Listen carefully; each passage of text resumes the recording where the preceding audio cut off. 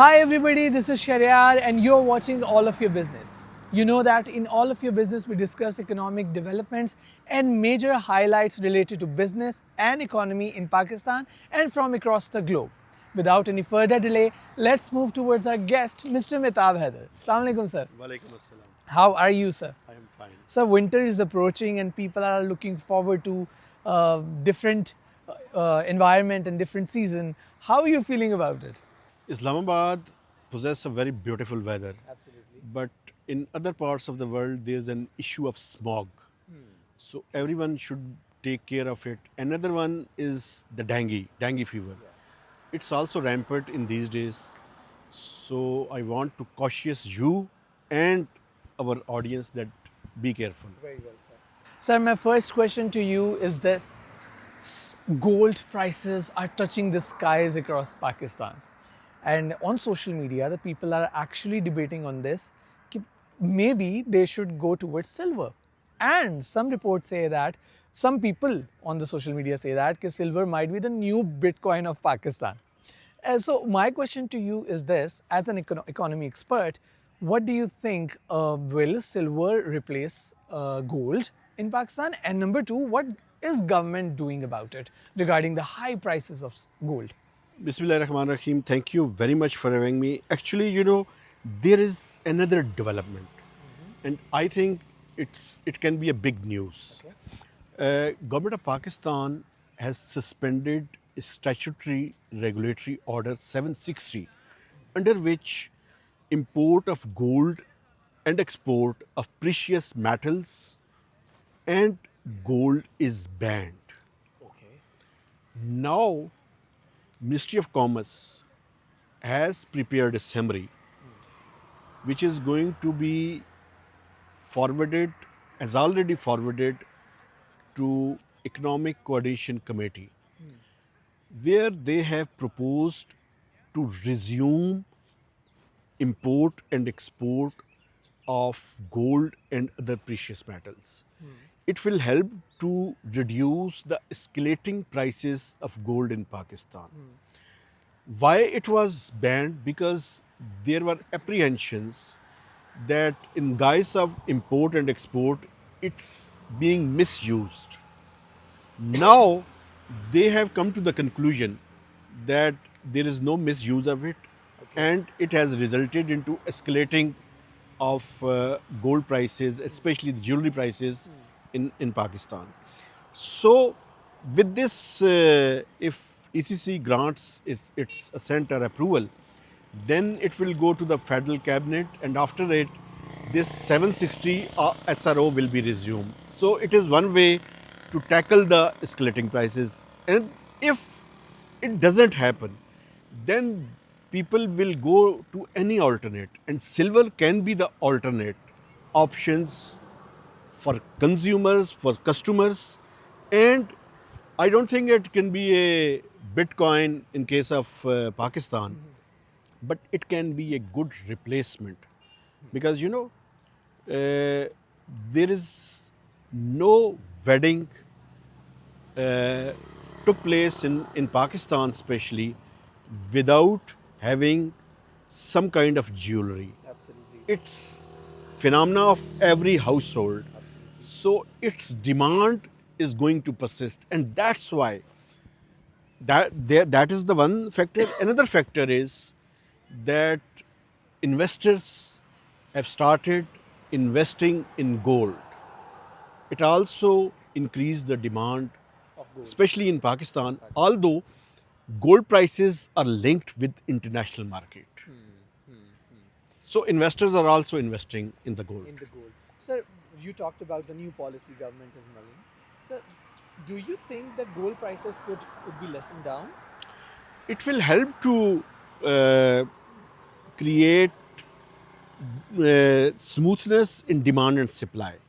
So when there will be proper supply, keeping in view the demand, it will help to reduce the prices. Reduce the prices. But how much, I cannot predict. Sir, my next question to you is this. There are many reports, especially on social media and all across the internet, that fuel shortage might be the next thing Pakistanis could face, and it's around the corner. So, how much these reports are true, and if these reports are true, what is coming for Pakistan? Actually, Sindh has imposed a infrastructure development cess.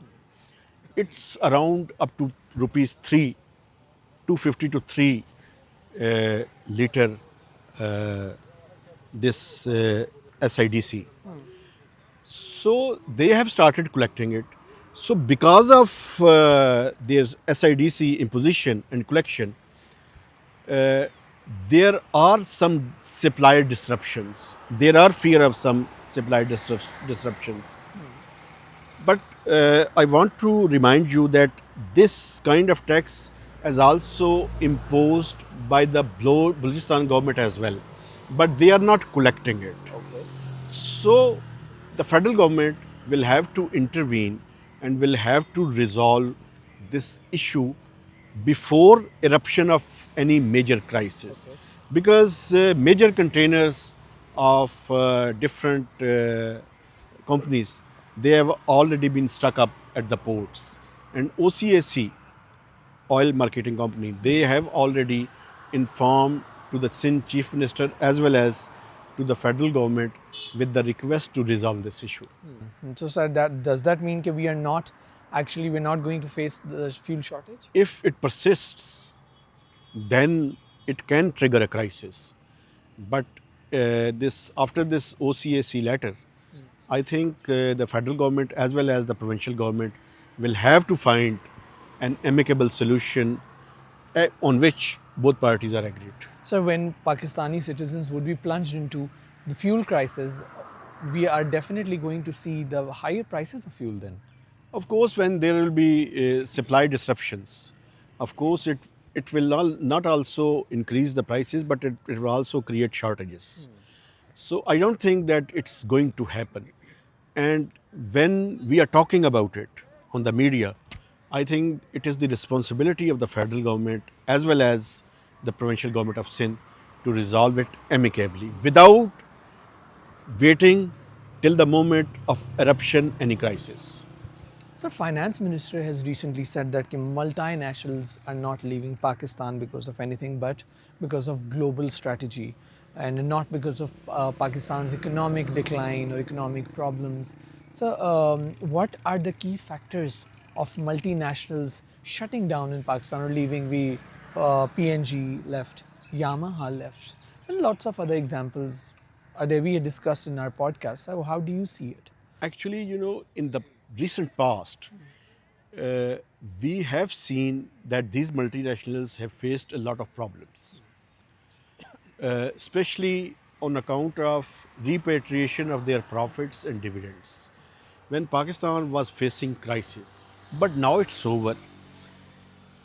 Finance Minister also disclosed, and it was also in the public knowledge as well, that they have cleared the backlog of $4 billion of these multinational companies, which was stuck up in last few years.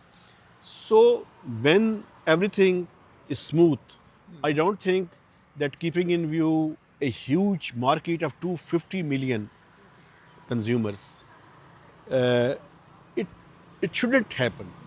There are multiple factors. For instance, one of the global strategy can play a role, but I think in Pakistan there is also need to put in place consistency in policies. For instance, I can cite an example. These multinational employees are contributing huge amount in terms of taxes. The tax rate for them is massive. For instance, they fell into the higher bracket of more than 35%. Then there is a super tax. Okay. So, if an individual is earning uh, a million rupees per month or more than 1 million,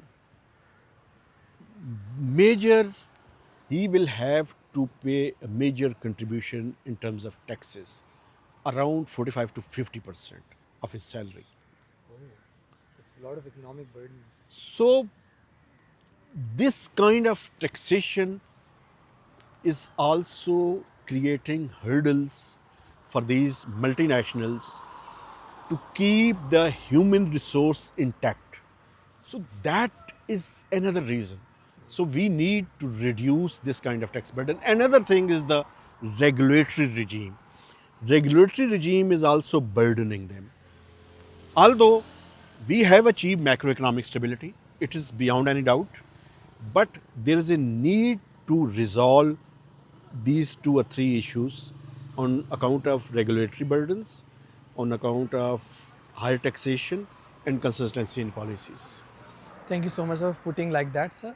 So my next question to you is that you talked about the macroeconomic stability, and that is very without any doubt. And of course, the credit goes to our current government and Field Marshal, the vision of them, Field Marshal Asim Munir. They have contributed a lot in bringing the positive image of Pakistan and macroeconomic stability. Sir, Finance Minister has recently said that there are certain factors that are stopping Pakistan from becoming 3 trillion economy. So, sir, one of the factors is flood, climate change. So, can we put all of that on the climate change, or how do you see this statement, especially in the times when we are achieving macroeconomic stability? Actually, he described two major factors which are creating hurdles to achieve $1 trillion economy and then $3 trillion economy. Actually, there are two factors. One is the population growth, and the second one is the climate change. We have already touched 250 million people. So, this higher population and deteriorating climate is actually burdening the economy. For instance, you know, uh, population can be turned into a dividend if we are able to provide them better education and skills. But keeping in view our fiscal constraints, it's not possible at the moment. Another factor which is also creating hurdle, that both population control and the climate or environment has become a provincial subject in the aftermath of 18th constitutional amendment. So it is the responsibility of the provincial governments to take care of these two things, because it's impacting overall economic growth trajectory. For instance, in the last fiscal year, we have achieved a GDP growth of 3%, but our population growth is 2.6%, 2.55 to be exact. So, in real terms, we will we we will have to grow at least 5 to 6% to translate prosperity into the lives of people living in Pakistan. Thank you so much, sir. This was all for today. If you want us to discuss any specific topic regarding economy and business, or if you want Mr. Mehtab Haider to discuss something specific related to your favorite topic in economy, do let us know in the comments. Till then, keep watching All of Your Business. Take care.